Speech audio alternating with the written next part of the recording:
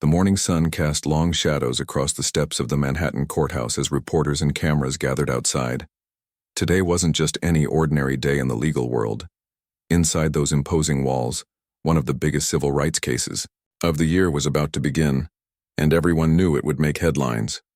Richard Sterling stepped out of his black limousine, straightening his $1,000 suit jacket.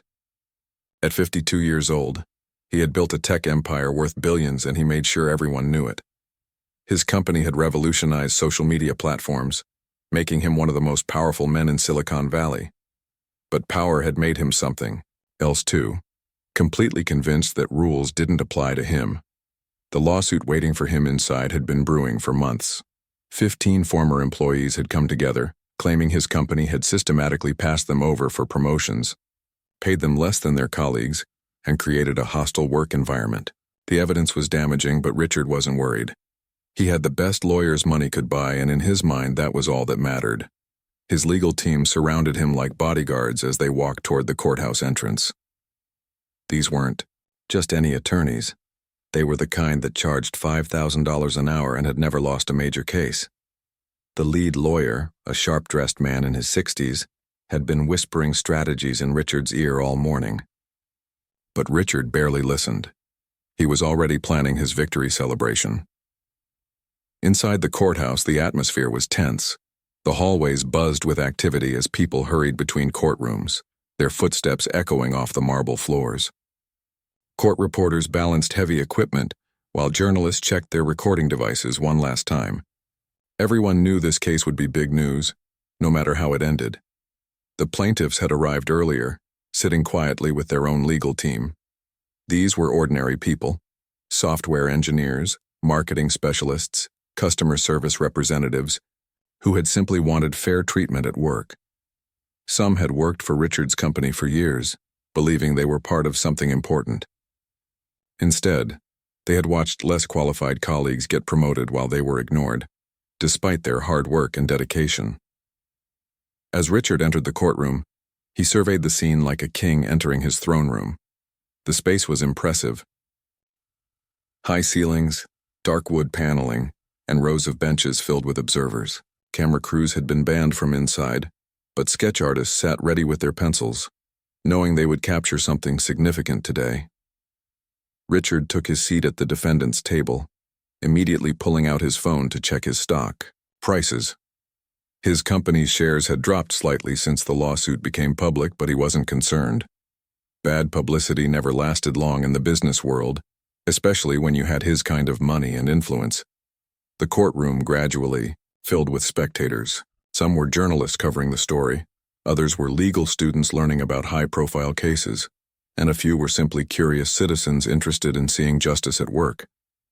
The energy in the room was electric, like the moment before a thunderstorm breaks. At exactly 9 o'clock, a side door opened and the bailiff stepped forward. He was an older man who had worked in this courthouse for over 20 years, and he had seen every kind of case imaginable. But something about today felt different, more significant somehow. "All rise," the bailiff announced in his deep, commanding voice that had echoed through this same courtroom thousands of times before. "The Superior Court of New York is now in session, the Honorable Judge Patricia Williams presiding." The sound of chairs scraping against the floor filled the room as everyone stood in unison.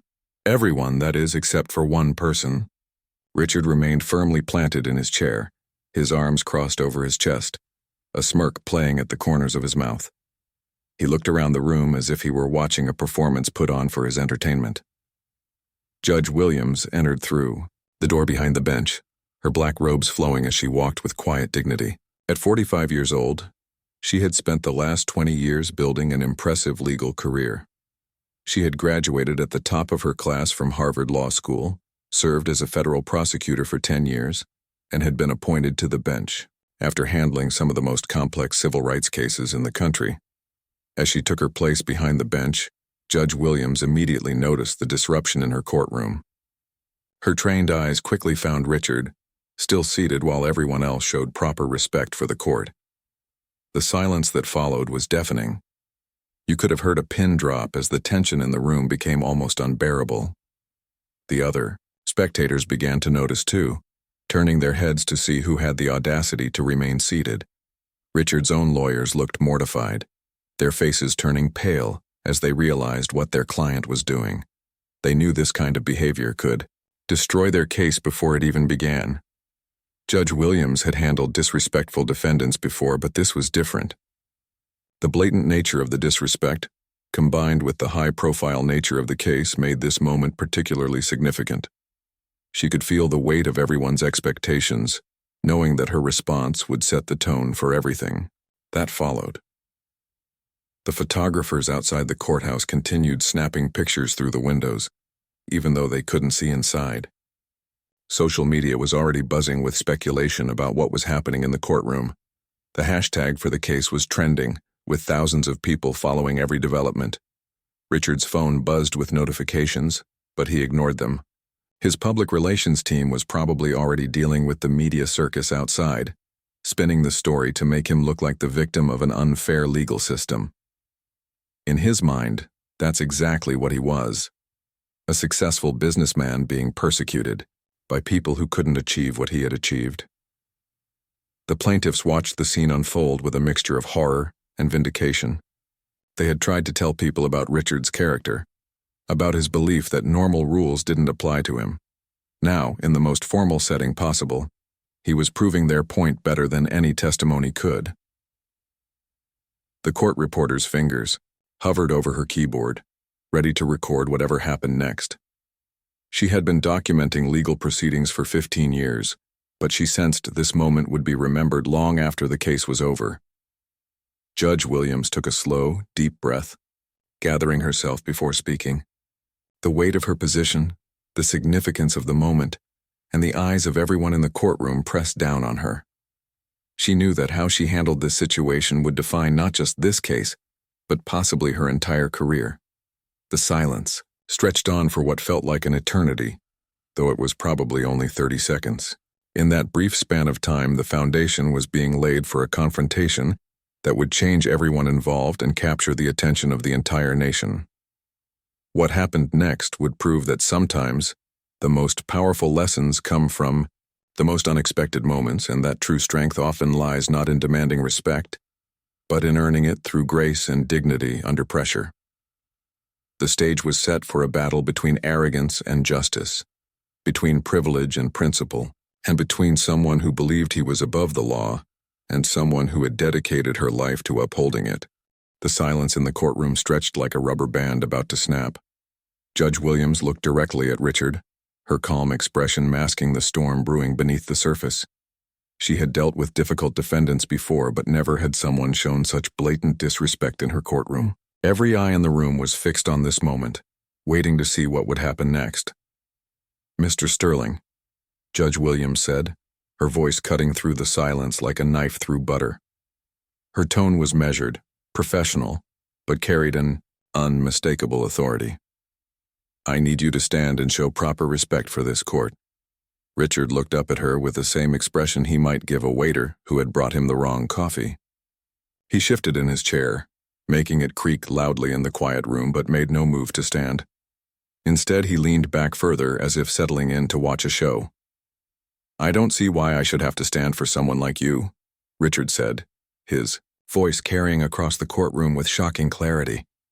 The words hit the room like a physical blow. Several people in the gallery gasped audibly, and one of the court reporters actually stopped typing, her mouth falling open in disbelief.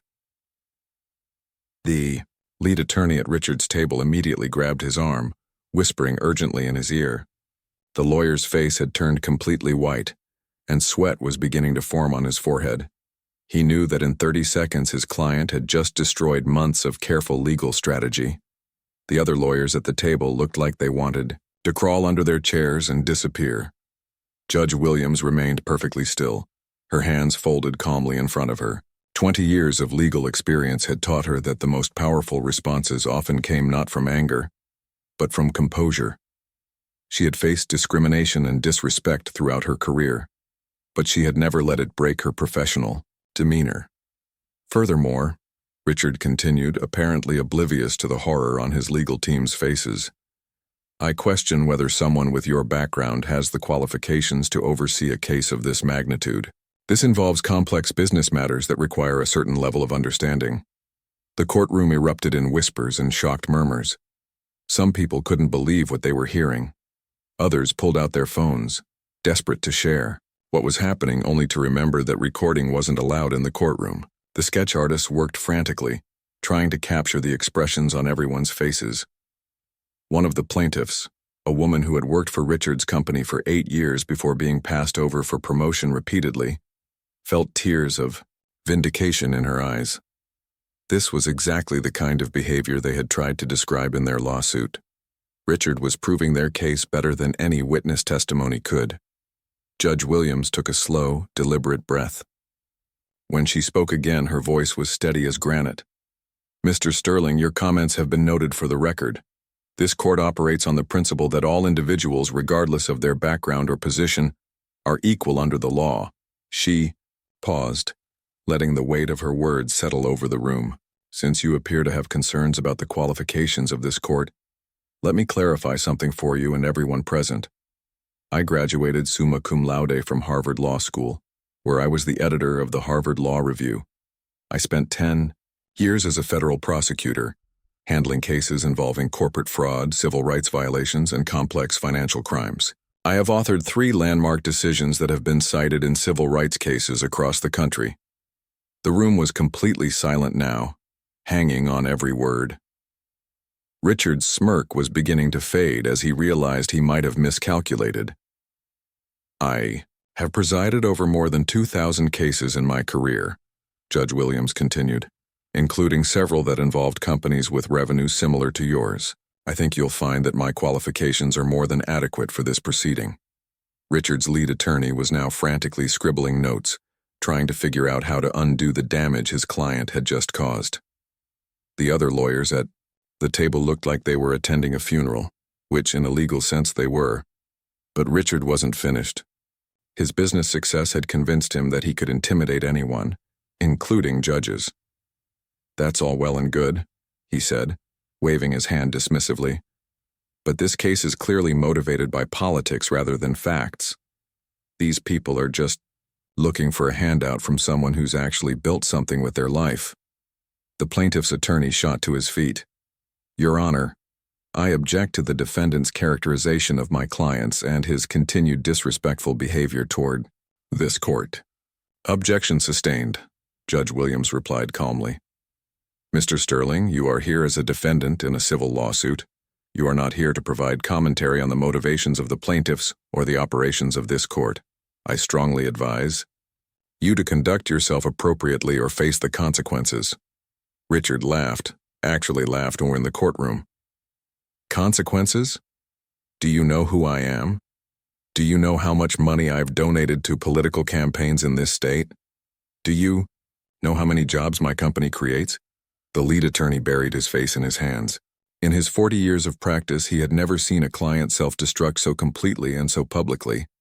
He knew that within hours, video of Richard's comments would be all over social media, even though cameras weren't allowed in the courtroom. Someone would leak the story and it would spread like wildfire. Judge Williams maintained her composure, but everyone in the room could sense the shift in the atmosphere. The initial shock was wearing off, replaced by a growing sense that they were witnessing something historic. Not just a legal proceeding, but a moment that would be talked about for years to come. "Mr. Sterling," she said, her voice now carrying a subtle edge that made everyone lean forward slightly. "Your wealth, your political connections, and your business success are irrelevant to the proceedings of this court. Here, you are simply another citizen who must follow the same rules as everyone else." Richard stood up suddenly, his chair scraping loudly against the floor. For a moment, everyone thought he was finally going to show respect. Instead, he pointed directly at Judge Williams. "This is exactly what I'm talking about," he said, his voice rising. "This whole thing is rigged against people like me. You've already made up your mind before hearing any evidence. This isn't justice. This is persecution." The bailiff took a step forward, his hand moving instinctively toward his belt. He had been working courthouse security long enough to recognize when a situation might be about to escalate beyond words. Judge Williams raised her hand slightly, signaling the bailiff to wait. She had decided on her course of action, and it wasn't what anyone in the room expected. Instead of immediately holding Richard in contempt of court, which would have been completely justified, she was going to do something far more strategic. "Mr. Sterling," she said, her voice now carrying a tone that made everyone in the courtroom pay attention. "Your behavior today has been noted and will be remembered. However, I believe in giving everyone a fair chance to present their case. This court will proceed, and you will have every opportunity to defend yourself through proper legal channels." Richard sat back down, thinking he had won some kind of victory. He had no idea that Judge Williams was about to turn his own arrogance against him in ways he couldn't even imagine. The battle was just beginning, and he had already given his opponent every weapon she needed to defeat him. The courtroom held its breath as Judge Williams straightened her papers with deliberate precision. Richard sat back in his chair, wearing a satisfied smirk, completely convinced he had just intimidated the judge into submission. His lawyers, however, knew better. They recognized the look in Judge Williams's eyes, the calm before a hurricane that would change everything. Given the defendant's apparent lack of respect for the judicial process, Judge Williams began, her voice carrying a quiet authority that made everyone lean forward. "I find it necessary to ensure that this case receives the most thorough examination possible." Richard's smirk faltered slightly. Something in her tone suggested this wasn't going the way he thought it would. "Therefore," the judge continued, "I am ordering additional hearing days to be scheduled over the next 6 weeks. We will examine every aspect of this case with the care and attention it deserves." The lead attorney's pen stopped moving across his notepad. 6 weeks? Most cases like this were resolved in a few days. He glanced at Richard, who was beginning to look less confident.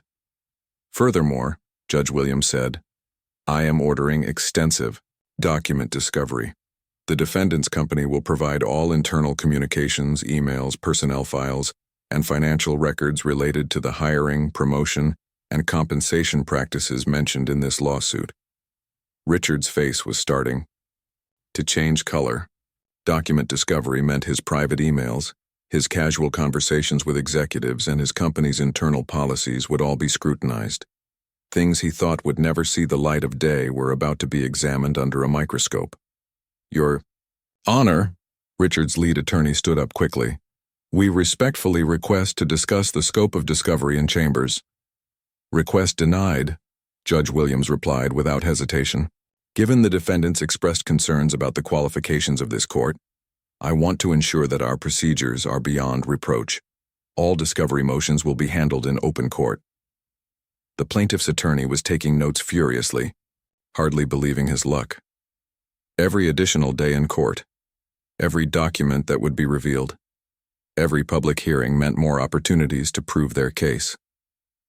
Richard's arrogance had just handed them the biggest legal advantage they could have hoped for. "Additionally," Judge Williams continued, "I am appointing a court-supervised mediator to oversee all communications between the parties. Mr. Sterling, since you seem to have strong opinions about proper procedures, I want to make sure everything is handled with absolute precision." Richard was no longer smirking. The mediator would mean extra costs, more time, and another layer of oversight he couldn't control. Worse, it meant more people would be watching his every move throughout the legal process. But Judge Williams wasn't finished. She reached for a thick file that her clerk had placed on her desk earlier that morning. The file contained newspaper, clippings, legal articles, and court decisions, her complete professional history, which someone had compiled after Richard's disrespectful comments.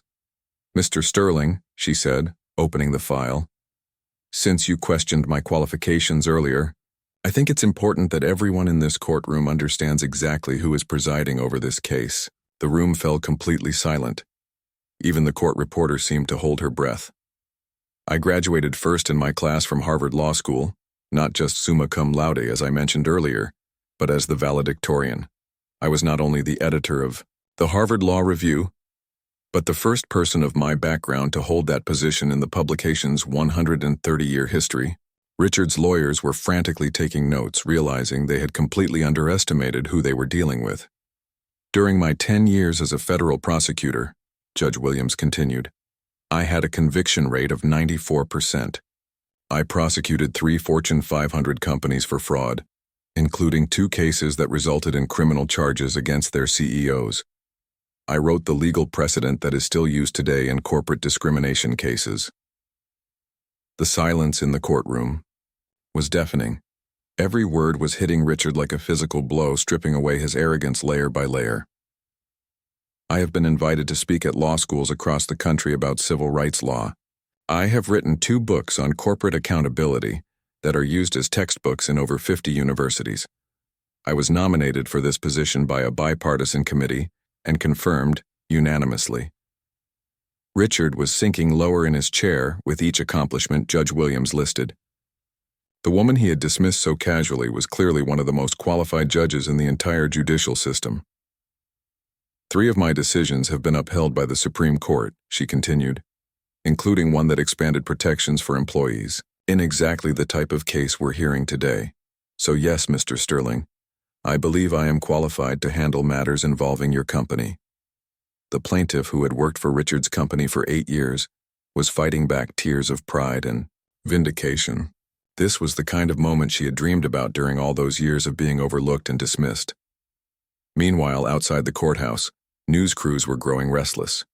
They could sense something big was happening inside, but without cameras. In the courtroom, they had to rely on witnesses who emerged during breaks. Social media was already buzzing with speculation, and several hashtags related to the case were trending nationwide. Inside, Judge Williams was establishing her authority in a way that would reshape the entire case. Now, she said, let's discuss the schedule for these proceedings. We will meet every Tuesday and Thursday for the next 6 weeks. Each session will run from 9 a.m. to 5 p.m. with appropriate breaks. Richard's face went pale.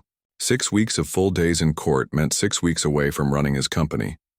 His stock price would fluctuate with every piece of news from the courtroom.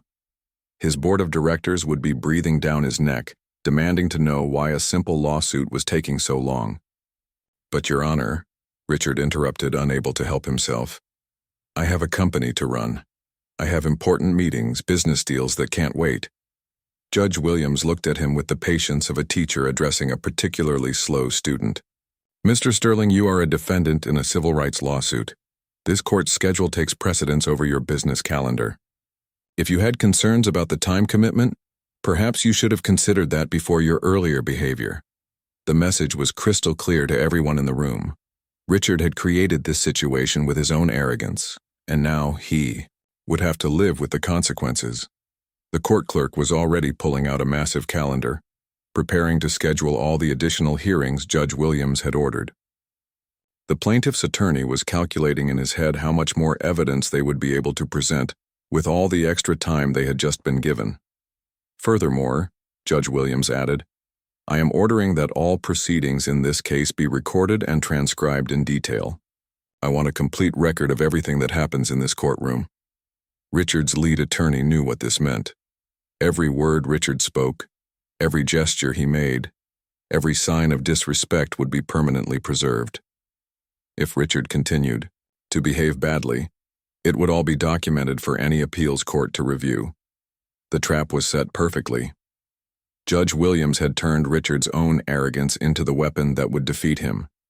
Instead of rushing through the case and letting him off easy, she was going to make sure that justice took its time, was thorough, and was completely transparent. Richard was beginning to realize that his money and influence meant nothing in this courtroom. He had challenged the wrong person, and now he was about to learn a lesson that would cost him far more than he had ever imagined. The first week of extended hearings had barely begun when the storm outside the courthouse started brewing. News vans lined the street like soldiers preparing for battle, their satellite dishes reaching toward the sky. What had started as a routine civil lawsuit was becoming the most talked-about legal case in the country. Inside the courtroom, Judge Williams was demonstrating exactly why she had earned her reputation as one of the finest legal minds in the nation. Her questions were sharp and precise, cutting through layers of corporate speak to get to the truth. She listened to every witness with complete attention, taking detailed notes and asking follow-up questions that revealed things the lawyers hadn't even thought to explore. The contrast with Richard couldn't have been more stark. while Judge Williams showed respect and professionalism to everyone who appeared before her. Richard continued to display the same arrogance that had gotten him into trouble in the first place. He rolled his eyes during testimony, whispered dismissive comments to his lawyers, and checked his phone constantly despite repeated warnings from the court. What Richard didn't realize was that every eye roll, every dismissive gesture, and every sign of disrespect was being carefully noted by the court reporter and witnessed by the growing crowd of spectators. Word of his behavior was spreading far beyond the courthouse walls. The breakthrough came during the second week, when a former employee named David took the witness stand. David had worked in Richard's company's human resources department for 6 years before quitting in frustration. He was nervous, adjusting his tie repeatedly and speaking so quietly that Judge Williams had to ask him twice to speak up. "Can you tell the court about the hiring practices you observed at Sterling Technologies?" the plaintiff's attorney asked. David glanced nervously at Richard, who was staring at him with obvious hostility. "Well," David began, his voice shaking slightly, "there were written policies about equal opportunity hiring, but the reality was very different." "Can you be more specific?" the attorney prompted gently. David took a deep breath, seeming to gather courage from Judge Williams's encouraging nod. "Mr. Sterling would often review resumes personally. I saw him reject qualified candidates based on their names or backgrounds, making comments about whether they would fit the company culture."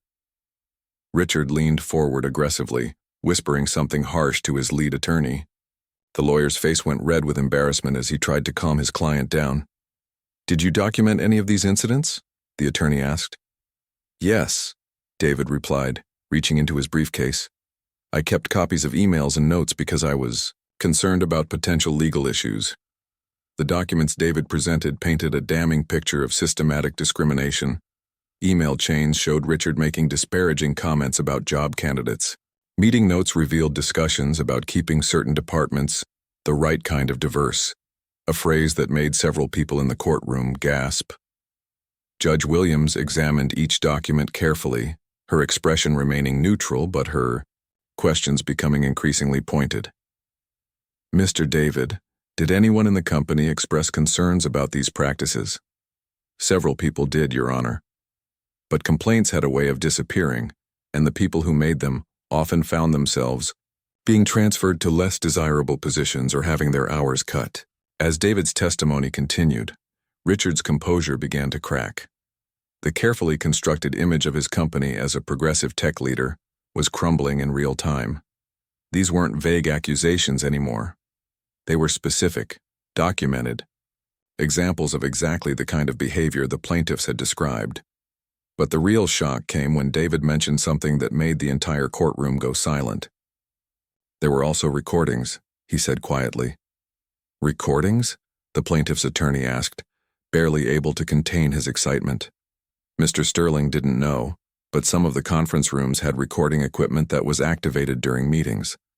The IT department was supposed to delete them after 30 days, but I made copies of several that I thought might be important. Richard shot to his feet so quickly that his chair toppled backward with a loud crash. "That's illegal," he shouted, pointing an accusing finger at David. "You can't record people without their consent." Judge Williams banged her gavel once, the sound echoing through the silent courtroom. "Mr. Sterling, sit down immediately, or I will have you removed from this courtroom." Richard's lead attorney was frantically tugging at his client's sleeve, trying to get him to sit down before he made things even worse. The other lawyers at the table looked like they wanted to disappear entirely. "Your Honor," the plaintiff's attorney said, standing calmly, "the recordings were made by company equipment in company conference rooms. There are signs posted about recording equipment, and all employees signed waivers acknowledging this when they were hired." Judge Williams turned to Richard's legal team. "Is this accurate?" The lead attorney stood reluctantly. "Your Honor, we need time to review the legality of these recordings." "You'll have tonight," Judge Williams replied firmly. "We'll address the admissibility of this evidence first thing tomorrow morning. Mr. David, please provide the court with copies of all recordings you mentioned." As David handed over a small collection of USB drives, Richard's face went through several shades of red. He knew what was on those recordings because he remembered some of those meetings. His casual comments, his dismissive attitudes, his instructions to avoid hiring certain types of people. It was all there, captured in his own voice. Outside the courthouse, the media circus was reaching a fever pitch. Every major news network had sent crews to cover the story. Social media was exploding with hashtags about the case. Courtroom arrogance and justice served were trending worldwide, with millions of people following every development. The story had captured public attention in a way that surprised everyone. It wasn't just about employment discrimination anymore. It had become a symbol of something much larger. People saw it as a battle between privilege and justice, between someone who thought they were above the law and a system that insisted everyone was equal under it. Richard's company stock had dropped 15% in just 2 weeks. Major business partners were quietly distancing themselves, claiming they needed to review their associations until the legal matter was resolved. Several high-profile clients had canceled contracts, citing concerns about their own reputations. Back in the courtroom, more witnesses continued to come forward. Former employees who had been afraid to speak up were now finding their courage, inspired by David's testimony and Judge Williams's fair treatment of everyone who appeared before her. One witness, a software engineer named Lisa, described how she had been repeatedly passed over for promotions, despite having better qualifications than her male colleagues. Another witness, a marketing specialist named Robert, explained how his ideas were consistently credited to other team members. Each testimony built upon the previous one, creating a devastating picture of a company culture that systematically discriminated against employees while maintaining a public image of inclusivity and fairness. Through it all, Judge Williams maintained her professional demeanor, treating each witness with dignity and respect. Her questions were thorough but never aggressive. Her tone remained calm even when dealing with difficult testimony, and her courtroom management was flawless. The contrast with Richard's behavior couldn't have been more obvious to everyone present. While she embodied the best qualities of the judicial system, he continued to represent everything that was wrong with unchecked power and privilege.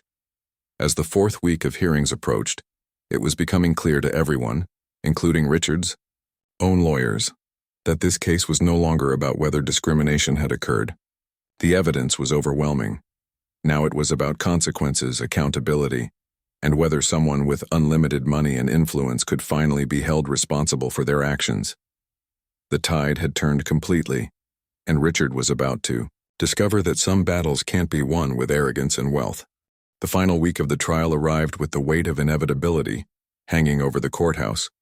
6 weeks of testimony, evidence, and revelations had transformed what started as a civil lawsuit into a national conversation about justice and accountability.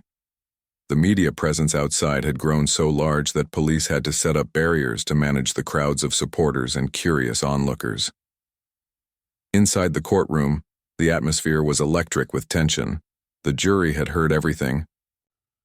The discriminatory emails, the recorded meetings, the testimony from dozens of witnesses. The evidence was so overwhelming that even Richard's high-priced legal team had stopped trying to deny what had happened, and instead focused on damage control. Richard himself looked like a different person than the confident billionaire who had walked into the courthouse 6 weeks earlier.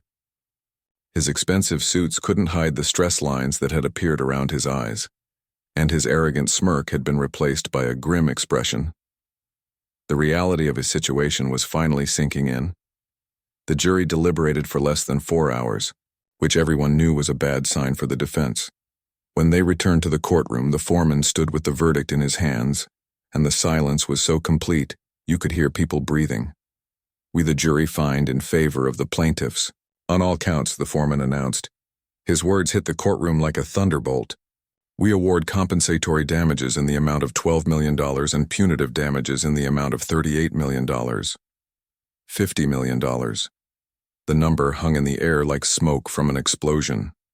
It was one of the largest discrimination settlements in corporate history, and it sent a clear message that this kind of behavior would not be tolerated.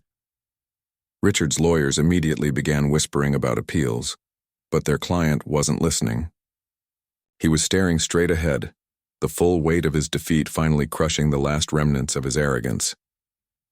But what happened next surprised everyone in the courtroom. including Judge Williams herself.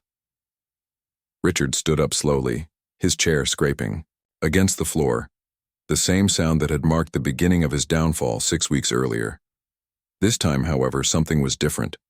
His shoulders were slumped, his head was bowed, and when he looked up at Judge Williams, there was no trace of the contempt he had shown on that first day. "Your Honor," Richard said, his voice barely above a whisper, "may I address the court?" Judge Williams raised an eyebrow. In all her years on the bench, she had rarely seen a defendant request to speak after a verdict was announced. "You may," she said cautiously. Richard took a deep breath, and when he began to speak, his voice was shaky but sincere. "6 weeks ago, I walked into this courtroom thinking I was better than everyone here. I thought my money made me special, that my success gave me the right to treat people however I wanted." The courtroom was completely silent. Even the court reporters had stopped typing, afraid that any sound might interrupt this unexpected moment. "Was wrong," Richard continued, his voice growing stronger. "I was wrong about everything. I was wrong about these people who worked for my company and deserved better. I was wrong about this legal system. And I was especially wrong about you, Your Honor." Judge Williams maintained her professional composure, but those who knew her, well, could see the surprise in her eyes. "When I refused to stand for you on that first day, it wasn't just disrespectful to you personally. It was disrespectful to everything this courtroom represents: equality, justice, and the idea that everyone deserves to be treated with dignity, regardless of who they are or where they come from." Several of the plaintiffs were wiping away tears. This was the acknowledgement they had waited years to hear. Not just that they had been wronged, but that someone finally understood why it mattered.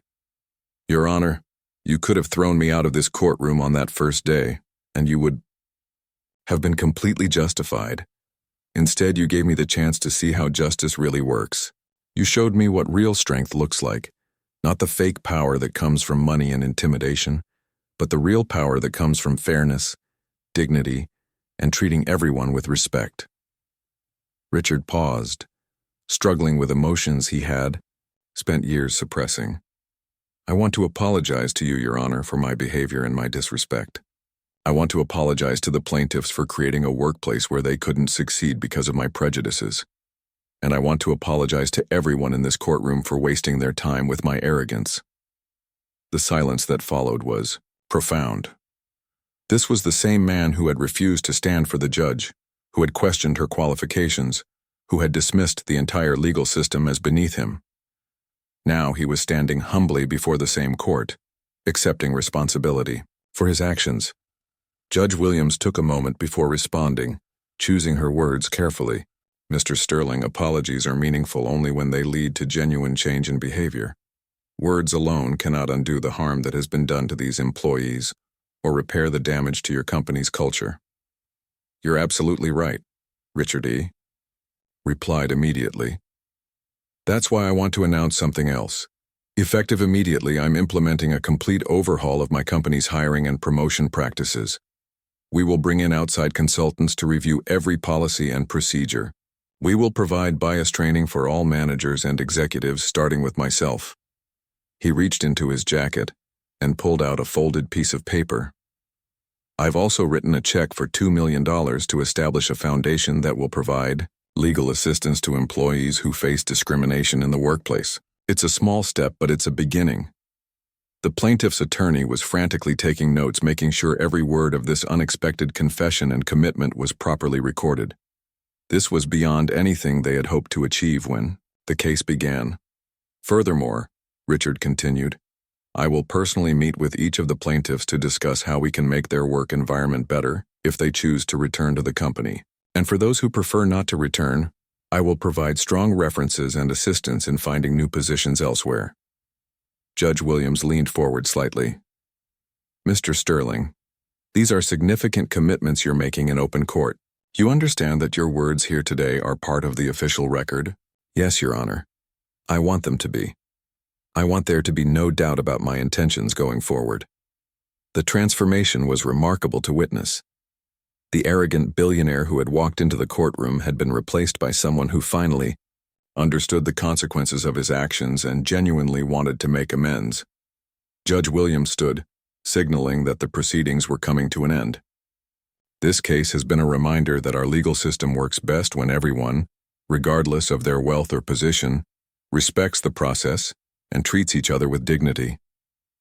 Mr. Sterling, I hope your actions going forward will reflect the words you've spoken here today. As the courtroom began to empty, people lingered to discuss what they had just witnessed. The case had started as a battle between arrogance and justice, but it had ended with something nobody expected: genuine remorse and a commitment to change. Outside, the media was going crazy trying to understand what had happened. The story of the arrogant billionaire who learned humility in a courtroom would dominate headlines for weeks to come. But inside the courtroom, Judge Williams remained at her bench for a few extra moments, reflecting on the case that had reminded her why she had chosen to become a judge in the first place. Justice wasn't just about punishment. It was about the possibility of redemption and the hope that people could learn and grow from their mistakes. The gavel had fallen, but the real work was just beginning.